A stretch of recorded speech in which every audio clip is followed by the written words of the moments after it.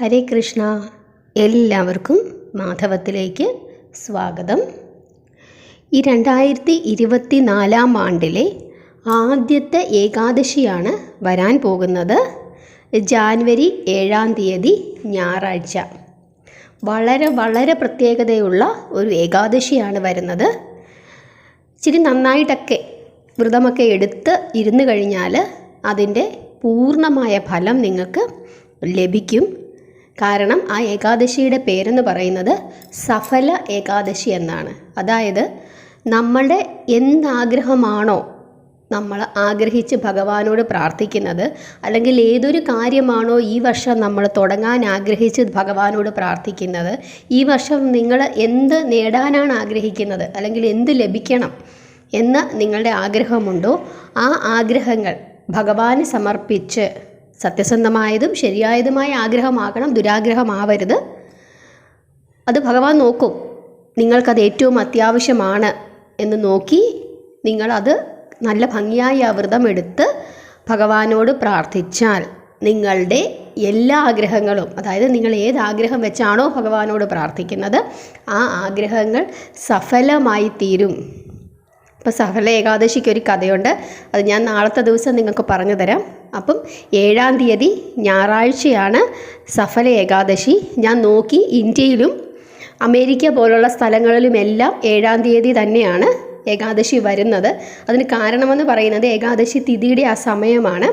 ഇപ്പം നമ്മുടെ കേരളത്തിൽ ഏകാദശി തിഥി വരുന്നത് ജാനുവരി 7 12:41 AM മുതൽ ജാനുവരി 8 12:46 AM വരെ.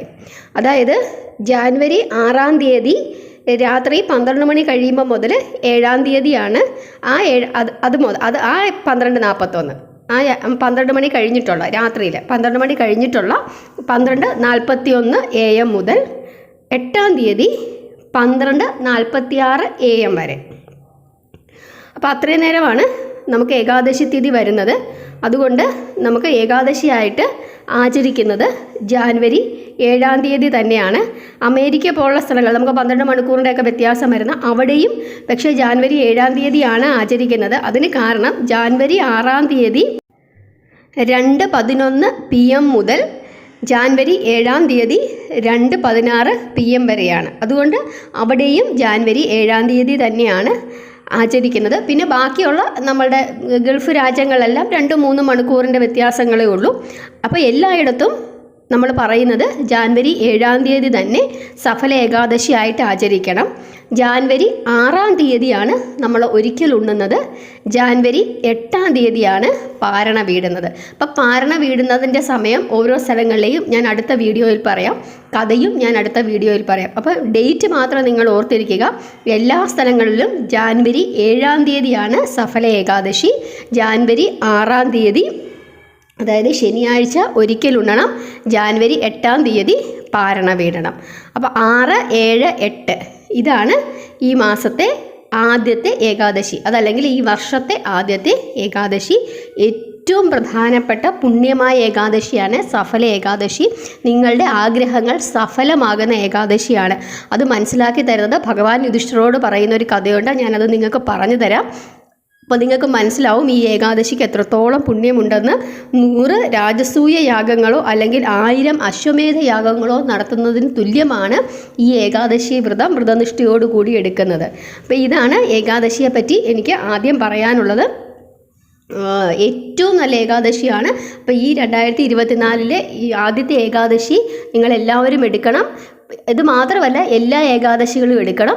ഇനി പീരീഡ്സ് ആണോ അല്ലെങ്കിൽ പുലവാലായ്മ അങ്ങനത്തെ പ്രശ്നങ്ങളൊക്കെ ഉണ്ട്, അതല്ല മറ്റെന്തെങ്കിലുമൊക്കെ പ്രശ്നങ്ങളുള്ളവരാണെങ്കിൽ പോലും ആ 3 ദിവസവും ഭഗവാനെ വിളിച്ച് പ്രാർത്ഥിക്കണം. ഭഗവാനോട് പറയണം, ഇന്ന സാഹചര്യങ്ങൾ കൊണ്ട് എനിക്കിത് എടുക്കാൻ കഴിയുന്നില്ല, പക്ഷേ ഞാൻ എടുക്കാൻ കഴിയുന്ന വെച്ചാൽ ക്ഷേത്രത്തിൽ പോകാനോ അല്ലെങ്കിൽ വിളക്ക് കത്തിക്കാനോ അങ്ങനത്തെ പ്രശ്നങ്ങൾ.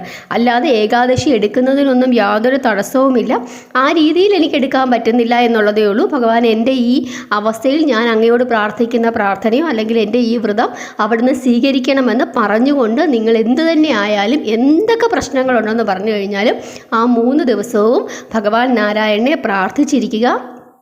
നിങ്ങളുടെ എല്ലാ ആഗ്രഹങ്ങളും ഭഗവാൻ സാധിച്ചു തരും. 2024 നിങ്ങൾക്ക് വളരെ വളരെ നല്ലതായിരിക്കും. ഭഗവാനെ വിളിച്ച് പ്രാർത്ഥിച്ചാൽ മാത്രം മതി.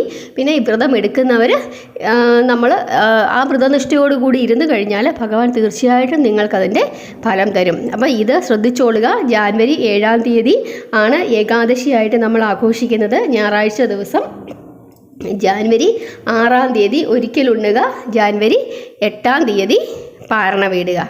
ഇത്രയാണ് പറയാനുള്ളത്. ഇനി അടുത്ത വീഡിയോയിൽ ഞാൻ സഫല ഏകാദശിയുടെ കഥയും മറ്റു കാര്യങ്ങളുമൊക്കെ പറയാം. പിന്നെ മറ്റൊരു കാര്യം പറയാനുള്ളത്, നിങ്ങളെല്ലാവരും ഒരു ജപമാല തയ്യാറാക്കി വെക്കുക. നിങ്ങൾക്ക് 108 മണിയുള്ള ജപമാല കടയിൽ നിന്ന് മേടിക്കാൻ കിട്ടുന്നെങ്കിൽ മേടിക്കുക. കടയിൽ നിന്ന് മേടിക്കുമ്പോൾ നിങ്ങളൊന്ന് എണ്ണി നോക്കണം. ചിലപ്പം എണ്ണം കൂടുതലോ കുറവോ ഒക്കെ ആയിരിക്കാം. അപ്പോൾ എണ്ണം അത്രയും 108 എണ്ണം തന്നെയുള്ള ഒരു ജപമാല മേടിക്കാനായിട്ട് ശ്രമിക്കുക. അതല്ല, സാധാരണ ജപമാല മേടിച്ചാൽ മതി, വലിയ വിലയുള്ളതൊന്നും മേടിക്കേണ്ട. കാരണം നമുക്ക് എണ്ണി ജപിക്കുന്നതിന് വേണ്ടിയിട്ടാണ്. അതല്ല, നിങ്ങൾക്കത് കിട്ടുന്നില്ലെങ്കിൽ നിങ്ങളുടെ വീട്ടിൽ കൊച്ചുകുട്ടികളൊക്കെ ഉണ്ടെങ്കിൽ അവരുടെ മുത്തുമാലകളുണ്ടെങ്കിൽ, ഇപ്പോൾ പല കളറിലെ മുത്തായാലും സാരമില്ല, നിങ്ങൾക്ക് എണ്ണാനുള്ള എളുപ്പത്തിന് വേണ്ടിയിട്ട് ഒരു 108 മുത്തുകളെടുത്ത് നിങ്ങളൊരു നൂലിൽ കോർത്ത് വെക്കുക. ഒരു പ്ലാസ്റ്റിക് നൂലിലൊക്കെ കോർത്ത് നിങ്ങളത് എടുത്ത് വെക്കുക. കാരണം നമ്മൾ ഇപ്പം എന്തെങ്കിലും ഇപ്പോൾ കൈവിരൽ കൊണ്ട് എണ്ണുകയോ അതല്ലേ മഞ്ചാടിക്കുടി കൊണ്ടൊക്കെ എണ്ണുകയോ ചെയ്യുമ്പോൾ നിങ്ങളുടെ ശ്രദ്ധ എപ്പോഴും ആ എണ്ണുന്നതിലേക്ക് മാത്രം പോകും. പക്ഷേ നമ്മുടെ കയ്യിൽ ഒരു ജപമാലയുണ്ടെങ്കിൽ നിങ്ങൾക്ക് കണ്ണടച്ചിരുന്നു കൊണ്ട് ഭഗവാന്റെ മനസ്സിൽ ധ്യാനിച്ച്, ഭഗവാന്റെ രൂപം മനസ്സിൽ ധ്യാനിച്ചുകൊണ്ട് വളരെ സ്വസ്ഥമായിരുന്ന് നിങ്ങൾക്ക് ജപിക്കാനായിട്ട് പറ്റും. കാരണം എണ്ണത്തിൽ നിങ്ങൾ ശ്രദ്ധിക്കുന്നില്ല, നാമത്തിലായിരിക്കും നിങ്ങൾ ശ്രദ്ധിക്കുന്നത്. കാരണം അത് കൃത്യമായി ആ മാല എണ്ണി തീരുമ്പം നിങ്ങൾ ആ 108 തവണ ജപിച്ചു കഴിയും, അല്ലെങ്കിൽ ഒരു മാല ജപിച്ചു കഴിയും. അത് നിങ്ങൾക്ക് എപ്പോഴും നിങ്ങൾക്ക് കൈ കൊണ്ട് നടന്ന് നിങ്ങൾക്ക് ജപിക്കാവുന്നതാണ്. അതുപോലെ ഇനി നിങ്ങൾ തുളസിമാല മേടിക്കുകയാണ്, ജപമാലയായിട്ട് അങ്ങനെ മേടിക്കുകയാണെങ്കിൽ, അല്ലാത്തവരും ഒരു 108 മുത്ത് മേടിച്ചിട്ട് അതും കൂടെ കോർത്ത് 2 തരത്തിലുള്ള മാല കോർത്ത് വെക്കുകയാണെങ്കിൽ, ഒന്ന് നിങ്ങൾക്ക് പീരീഡ്സ് ഒന്നും ഇല്ലാത്ത സമയത്ത് പൂജാമുറി വെച്ചിട്ട് ജപിക്കാം. മറ്റേതൊരു മാലയുണ്ടെങ്കിൽ നിങ്ങൾക്ക് നിങ്ങളുടെ ബാഗിലോ അല്ലെങ്കിൽ എവിടെയെങ്കിലും സൂക്ഷിച്ച് വെച്ചിട്ട് നമുക്ക് പീരീഡ്സ് ഒക്കെ ഉള്ള സമയത്ത് ആ മാല ഉപയോഗിച്ചിട്ടും നിങ്ങൾക്ക് ജപിക്കാം.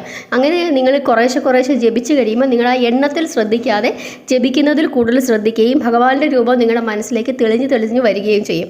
അപ്പോൾ അതുകൊണ്ട് 2-3 ദിവസം കൊണ്ട് എങ്ങനെയെങ്കിലും നിങ്ങൾ മേടിക്കാൻ പറ്റുന്നവരാണെങ്കിൽ മേടിക്കുക. അതല്ലെങ്കിൽ മുത്തുകളായിട്ട് മേടിച്ചിട്ട് കോർത്താലും മതി. വീട്ടിൽ കുട്ടികളുടെ മാലയുണ്ടെങ്കിൽ, പഴയ മാലയൊക്കെ ഉണ്ടെങ്കിൽ അത് ഒന്നെടുത്ത് കോർത്ത് വെക്കണം. അപ്പോൾ ഇത്രയാണ് ഏകാദശിക്ക് വേണ്ടി നിങ്ങൾ ചെയ്യേണ്ടത്. 5-ാം തീയതി വരെ നോൺ വെജൊക്കെ കഴിച്ചോളൂ. 6-ാം തീയതിയും 7-ാം തീയതി 8-ാം തീയതി നോൺ വെജൊന്നും വേണ്ട. അപ്പോൾ ആ കാര്യങ്ങളൊക്കെ നിങ്ങൾ മനസ്സിൽ വിചാരിച്ച് ഏകാദശിക്ക് വേണ്ടി തയ്യാറെടുക്കുക.